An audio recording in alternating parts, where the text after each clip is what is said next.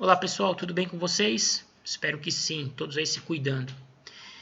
Hoje, como eu havia prometido, trataremos a respeito do procedimento das ações possessórias de força nova. A matéria encontra-se aí prevista entre os artigos 560 e 568 do CPC. Ações possessórias de força nova, lembrem-se, são aquelas intentadas dentro de ano e dia da ocorrência da lesão ou ameaça à posse. Se a ação for proposta posteriormente ao decurso de ano e dia da lesão ou ameaça à posse do autor, ela será considerada de força velha e seguirá o rito comum. Portanto, o que eu vou falar aqui para vocês a partir de agora será aplicar-se-á as ações de reintegração, manutenção de posse e interdito proibitório, ok? Desde que propostas dentro de ano e dia da data da lesão ou ameaça à posse. Vamos começar falando sobre a petição inicial das ações possessórias de força nova. A petição inicial deverá cumprir os requisitos do artigo 319 do CPC, que são aqueles requisitos gerais, né, que vocês já conhecem aí bastante. Entretanto, requer-se especial atenção do advogado responsável pela elaboração em 3 pontos. Primeiro, é preciso que o advogado descreva de forma bastante detalhada a coisa objeto do pedido. Chama-se individuação da coisa. A petição inicial deve trazer todos os detalhes capazes de identificar a coisa objeto da pretensão deduzida pelo autor. Tratando-se de um bem imóvel, é preciso que o advogado o descreva perfeitamente, inclusive citando as suas confrontações e medidas. Se possível, o advogado deve se valer da descrição constante da matrícula do bem junto ao registro de imóveis. Já em se tratando de um bem móvel, o advogado deve se valer de informações da sua nota fiscal de aquisição, de repente do seu manual de instrução ou funcionamento, ou de qualquer outro informe capaz de deixar muito claro ao juiz e à parte contrária qual é o bem objeto da proteção requerida. Por que se exige essa individuação da coisa, essa descrição detalhada do bem objeto do pedido de proteção possessória? Para que não ocorram erros, para que não ocorram falhas no momento do cumprimento da ordem, né, definitiva ou liminar de reintegração, manutenção ou interdito proibitório, para que o oficial de justiça, que vai ser o encarregado de, eventualmente, colocar em prática a medida deferida pelo juiz, não cometa equívocos e, de repente, acabe promovendo a execução da ordem em relação a um bem que não é necessariamente aquele objeto da pretensão inicial do autor. Para isso, se exige essa perfeita descrição da coisa. Além de descrever a coisa, é necessário que a inicial também, com muita clareza, descreva a posse exercida pelo autor ou a posse que continua sendo exercitada pelo autor, mas está sob risco ou ameaça da parte do réu. Vocês sabem, nós dissemos isso, frisamos isso na aula passada, que só terá legitimidade para a propositura da ação possessória aquele que já tiver exercido ou exercer posse sobre o bem alvo da pretensão. Vejam, não há necessidade do exercício de posse natural, aquela que se traduz através da prática de atos físicos sobre a coisa. A posse jurídica, transmitida por força de cláusula contratual, também poderá servir de fundamento para o exercício, para a propositura de uma ação possessória. Então, é necessário que o advogado se concentre na descrição da posse perdida ou da posse que continua sendo exercida, porém sofre interferências ou ameaças por parte do réu, ok? Além disso, é preciso que o advogado descreva, indique com muita precisão a data em que ocorreu a lesão à posse do cliente.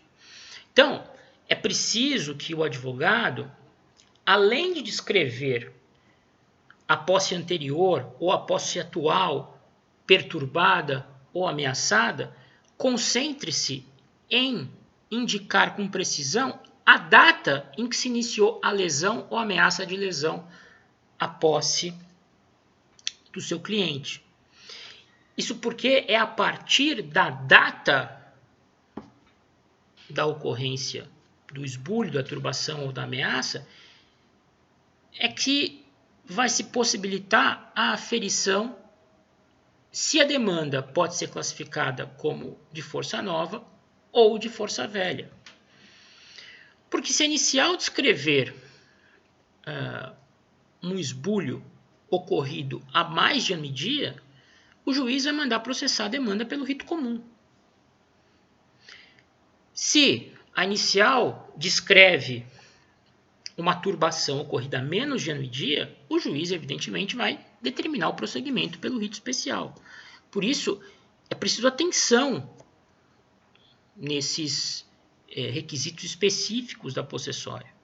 Descrição da coisa, descrição da posse anterior ou atual que vem sendo turbada ou ameaçada e identificação precisa da data da ocorrência da lesão.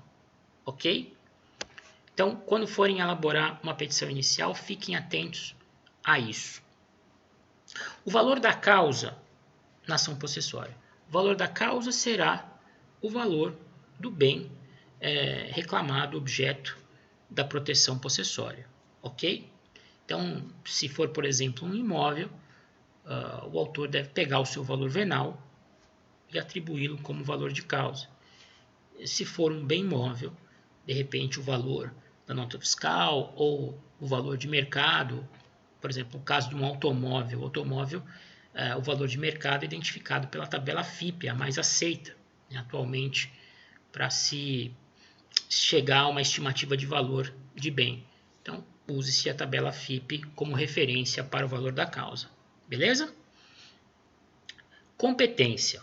A ação possessória deverá ser proposta se tiver como objeto bem móvel no foro do domicílio do réu. Será seguida aí a regra geral do artigo 46 do CPC. Se o objeto da ação, no entanto, for bem imóvel, a possessória deverá obrigatoriamente ser proposta no foro da situação da coisa, ou seja, na comarca onde estiver situado o imóvel objeto do litígio. Aqui vai uma observação importante. Excepcionalmente, a competência fixada em razão do território, a competência territorial, assume caráter absoluto. E assume caráter absoluto porque assim a lei o prevê. O artigo 47, parágrafo 2º do CPC, diz que, no caso das ações possessórias imobiliárias, o foro será o da situação do bem imóvel, que passará a ter competência absoluta, inderrogável, para o processamento da ação. Ou seja, no caso da ação possessória que tem por objeto bens imóveis, a competência é improrrogável, né?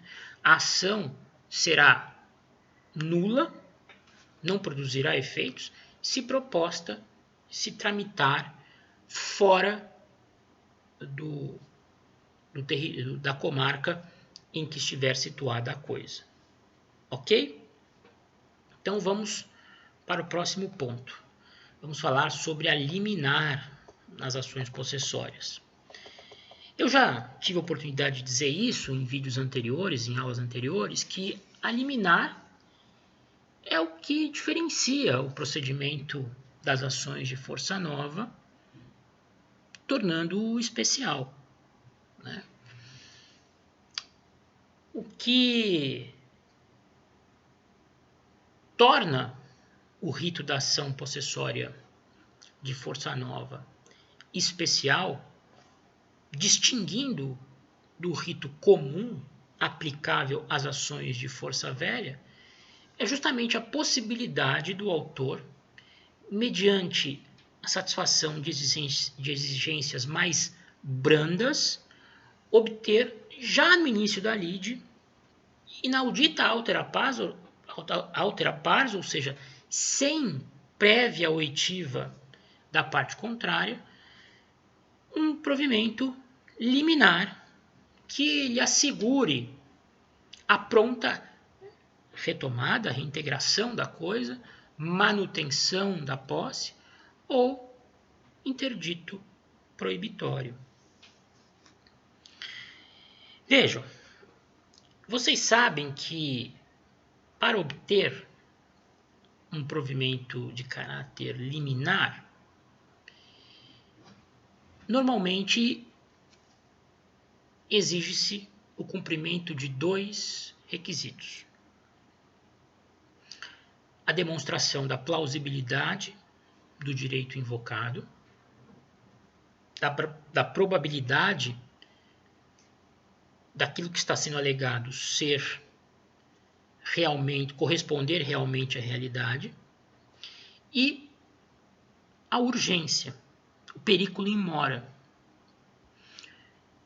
a demonstração de que, se não for tomada alguma medida pelo juiz, há uma probabilidade muito grande de um risco de dano irreparável ou de difícil reparação para o autor da demanda. Então, todos aqueles que no processo civil tradicional comum desejam um provimento de urgência, tenha ele caráter antecipatório ou cautelar, deverão demonstrar o preenchimento desses 2 requisitos: fumus boniuris, plausibilidade do direito, e periculum in mora, risco de dano irreparável ou de difícil reparação, caso o provimento jurisdicional não seja imediatamente outorgado. Nas ações possessórias de força nova, dispensa-se a demonstração do periculum in mora. Estabelece-se uma presunção de que, se a ação foi proposta dentro de ano e dia da ocorrência da lesão ou da ameaça de lesão à posse, o periculum in mora está presente. A demonstração do periculum in mora geralmente constitui o maior obstáculo à obtenção de um provimento de urgência, seja ele de natureza cautelar ou de cunho antecipatório. A prova de que existe um risco de dano irreparável ou de difícil reparação, caso a medida não seja imediatamente deferida, costuma ser o maior entrave para que o autor consiga obter esse provimento jurisdicional.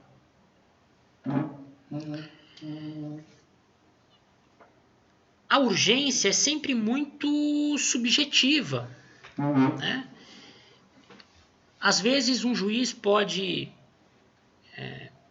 interpretar que, por exemplo, o decurso de mais de 2, 3 meses para a propositura de uma ação qualquer destinada ao combate de alguma violação a direito subjetivo do autor já desqualifica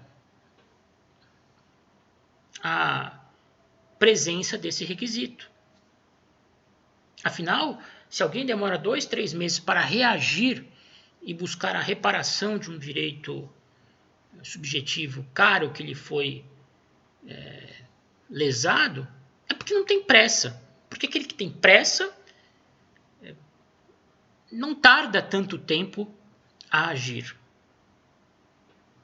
Para outros juízes, esse mesmo prazo de 2, 3 meses pode ser considerado normal, né? Pode ser entendido como um tempo natural que a vítima teve de se organizar, procurar um advogado, esse advogado elaborar a inicial, entrar com a ação. Enfim, tudo fica um pouco carregado de subjetividade, porque a lei não traz um parâmetro específico, concreto, a delimitar o que é urgente e o que não é urgente. Nas possessórias, a lei faz isso.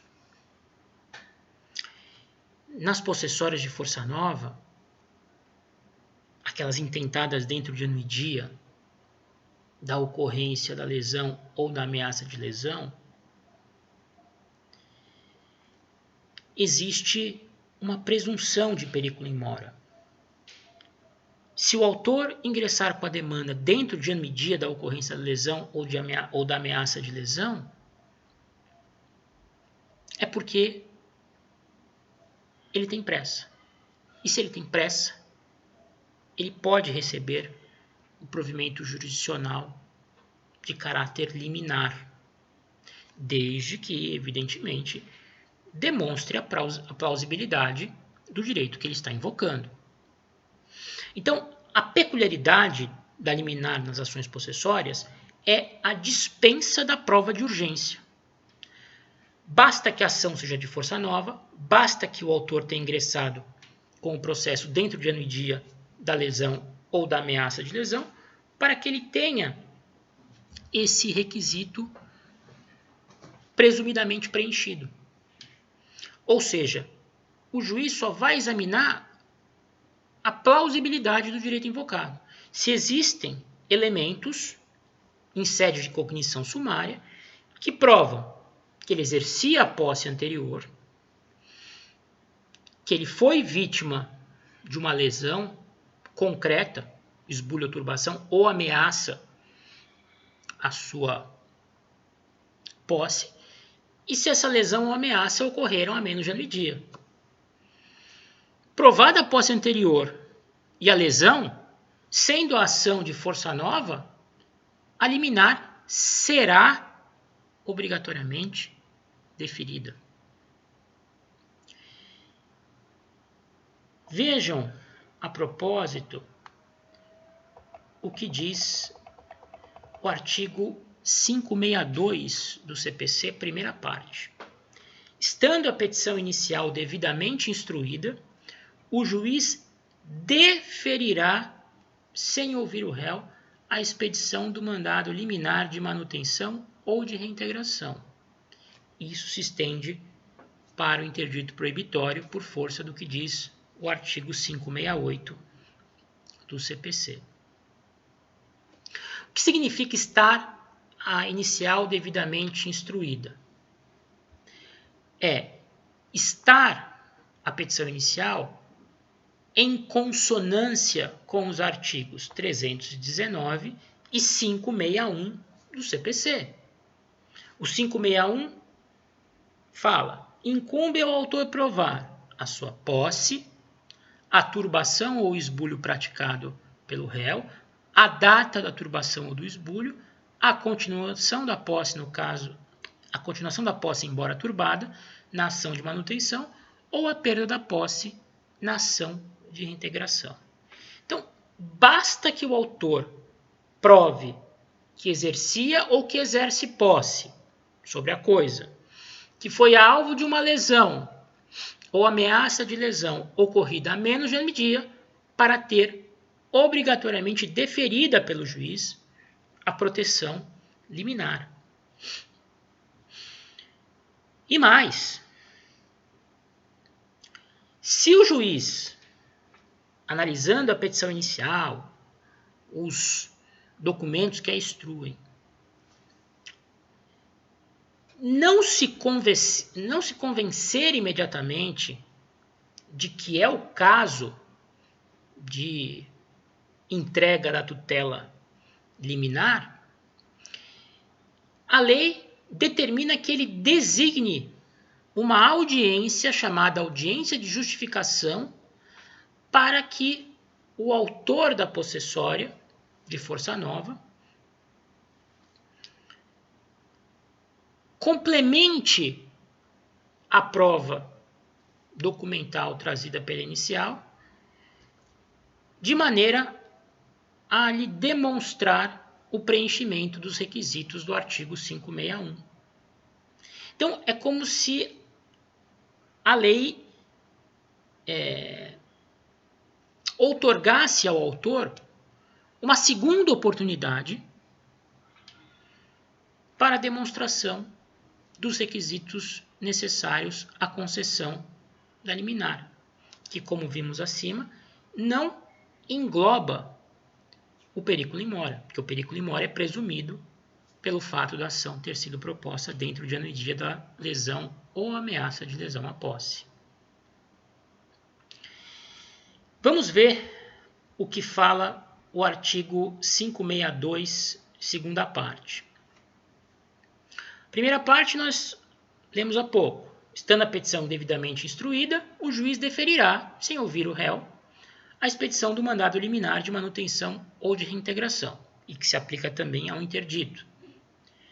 Agora, o que nos interessa, caso contrário, determinará que o autor justifique previamente o alegado, citando-se o réu para comparecer à audiência que for designada. Então, essa audiência de justificação destina-se ao complemento da prova documental por parte do autor, que poderá levar testemunhas capazes de corroborar a sua versão inicial. Tudo isso sem que o réu possa se manifestar.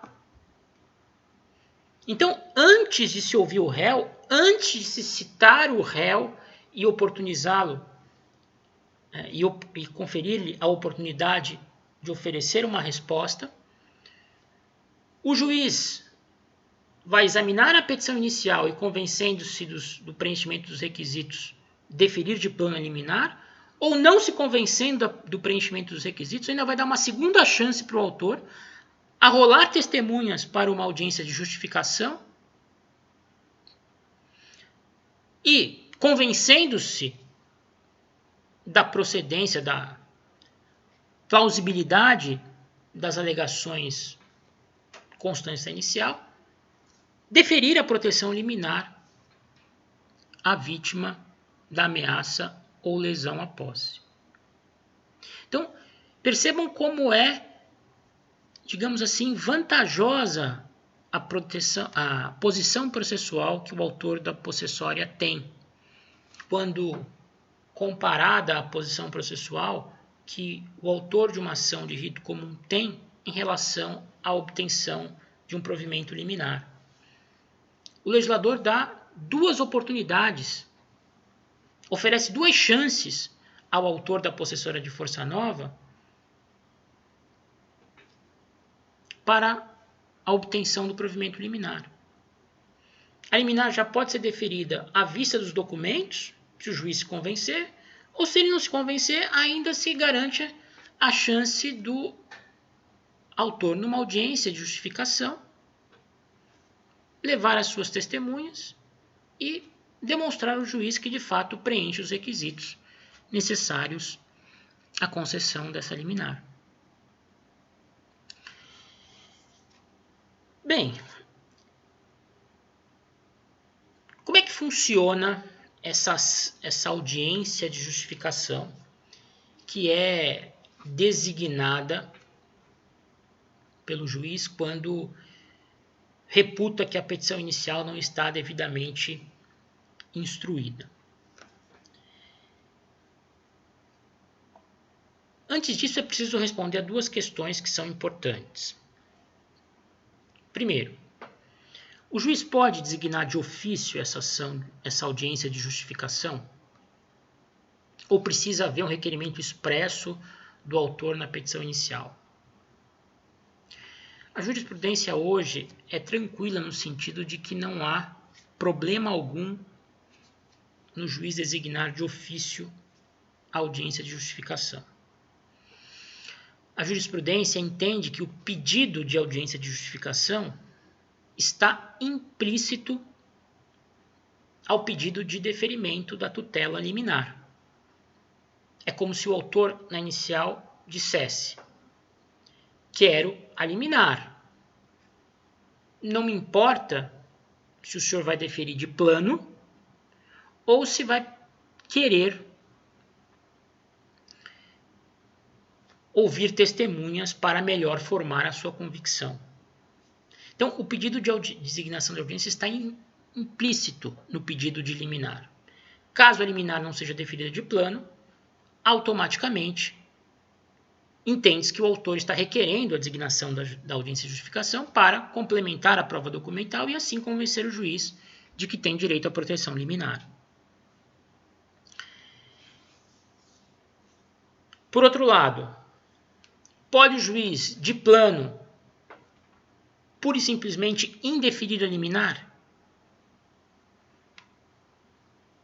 sem dar a oportunidade ao autor de produzir provas testemunhais em audiência de justificação?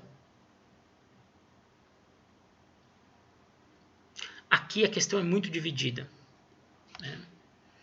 Tem prevalecido o entendimento de que o juiz não pode indeferir a liminar na ação possessória de força nova sem garantir ao autor o direito de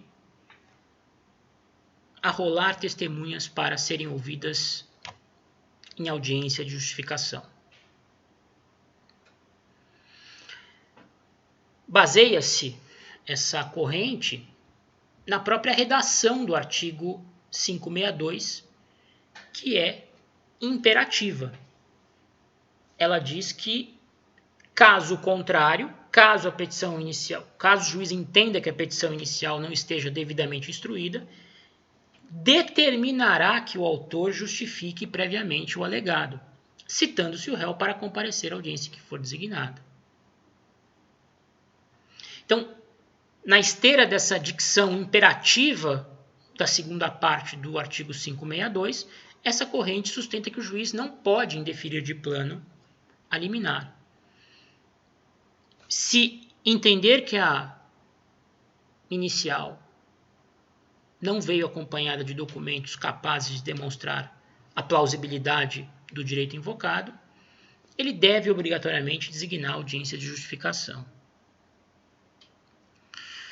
Já uma segunda corrente, que eu particularmente reputo mais adequada, entende que é possível sim o juiz indeferir de plano liminar sem designar audiência de justificação, naqueles casos em que a petição inicial não vem acompanhada de qualquer espécie de prova capaz de sugerir plausibilidade na tese invocada pelo autor.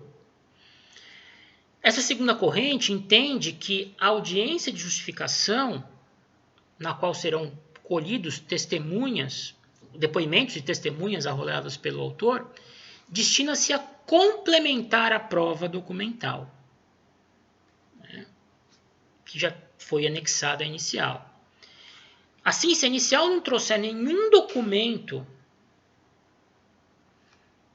que minimamente indique a existência da lesão à posse ou da ameaça à posse, o juiz deveria, de pronto, rejeitar a proteção liminar.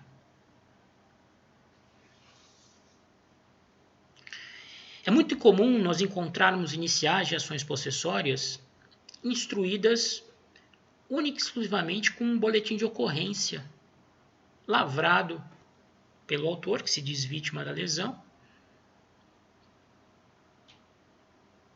e que, evidentemente, contém uma versão unilateral dos fatos.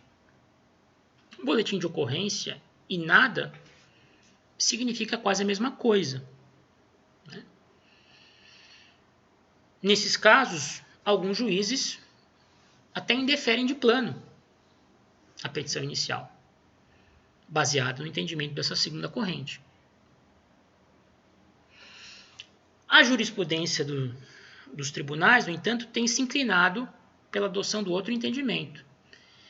Reconhece-se que, muitas vezes, é difícil o autor reunir evidências documentais da ocorrência do esbulho, da turbação ou da ameaça à sua posse. A posse é um assunto que envolve muito elementos fáticos. E, por causa disso, há uma dificuldade natural de prova que muitas vezes só é suprida pela prova oral. Acontece que a prova oral é a prova menos confiável que existe, né? Porque baseia-se em percepções que as pessoas têm daquilo que está acontecendo. Eu, particularmente, entendo que, se não há nenhum elemento concreto, documental, né, capaz de dar um indício de veracidade àquilo que o autor está narrando, não se deve designar uma audiência de justificação. Porque os testemunhos constituem prova bastante insegura, volúvel, né, do preenchimento dos requisitos exigidos pelo artigo 561. Mas isso é uma opinião pessoal minha. A jurisprudência, de modo majoritário, tem entendido que deve o juiz sim designar a audiência, mesmo que a inicial não venha acompanhada de qualquer documento minimamente confiável a demonstrar a versão sustentada pelo autor. Ok? Bom, como o vídeo já ficou muito grande, no próximo a gente fala sobre a dinâmica propriamente dita da audiência de justificação.